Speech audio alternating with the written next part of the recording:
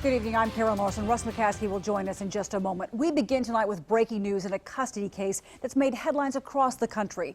The South Carolina Supreme Court has just ordered baby Veronica, who is currently here in Oklahoma, back to her adoptive parents in South Carolina. The case went back to South Carolina after the U.S. Supreme Court struck down the Indian Child Welfare Act as a reason to block the adoption. The challenge came from the biological father, who's a member of the Cherokee Nation. The South Carolina Supreme Court just ruled to grant the adoption, and the little girl transferred back to her adoptive parents. The court ordered the transfer to take place immediately. Now, any petition for a rehearing on this issue must be filed within 5 days. 2 News anchor Russ McCaskey is on the phone right now with the attorney for Veronica's biological mother. Russ?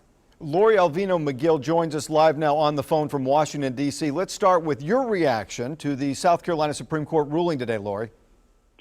Well, we're just over the moon here. I think it's fair to say that both my client and I are extremely excited, relieved, grateful that finally this long drawn-out litigation is going to come to an end, and Veronica is going to go back home.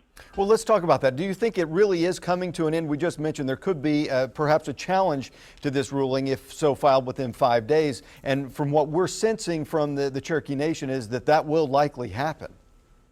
I think it's really unfortunate at this stage, after the very clear, unequivocal opinion of the 5 justices of the South Carolina Supreme Court today, that they would do that. Of course, it's their right to seek rehearing if they wish.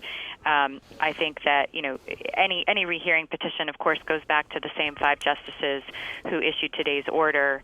So I think it really, unfortunately, would serve no purpose at this point except for delay. I think the only question now really is how and when this transfer of custody is going to happen, and how best to ensure a smooth transition for Veronica.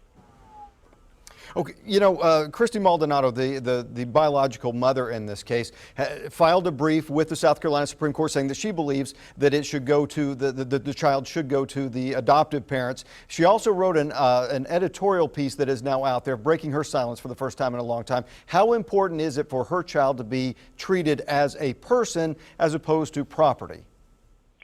That's a theme of her op-ed.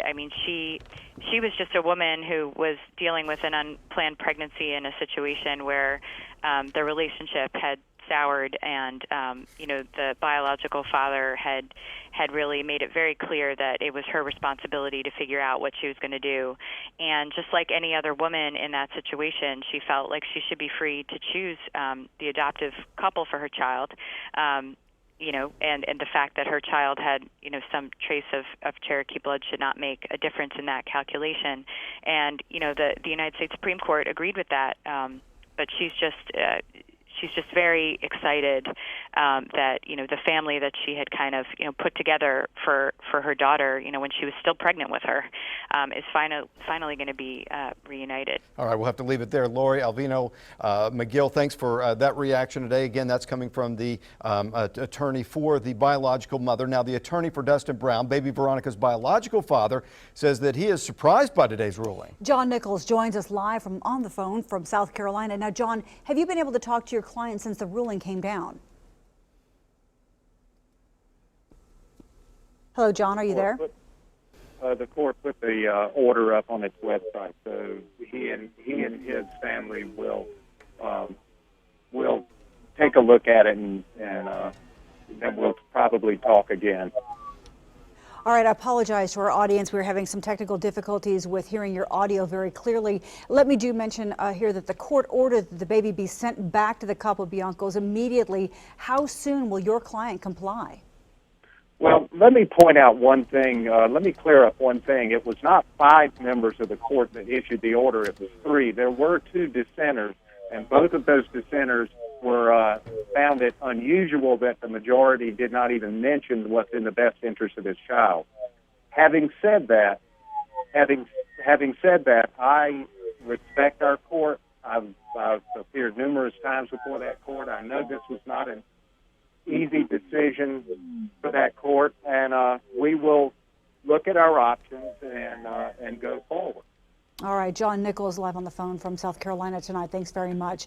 Now, we do have more reaction now from the Cherokee Nation. 2 News reporter Brandon Richard joining us live from Tahlequah with that part of the story. Brandon?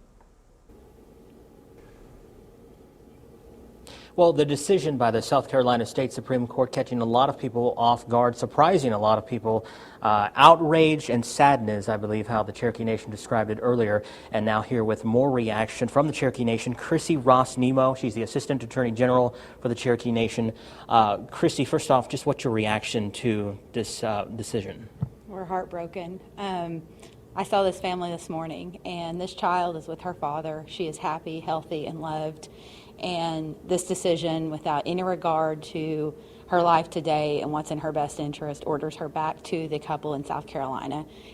We are outraged and saddened, and we will continue to work with Dustin Brown's attorneys to do everything we can to stop the transfer of this child. And so, do you have any legal recourses now?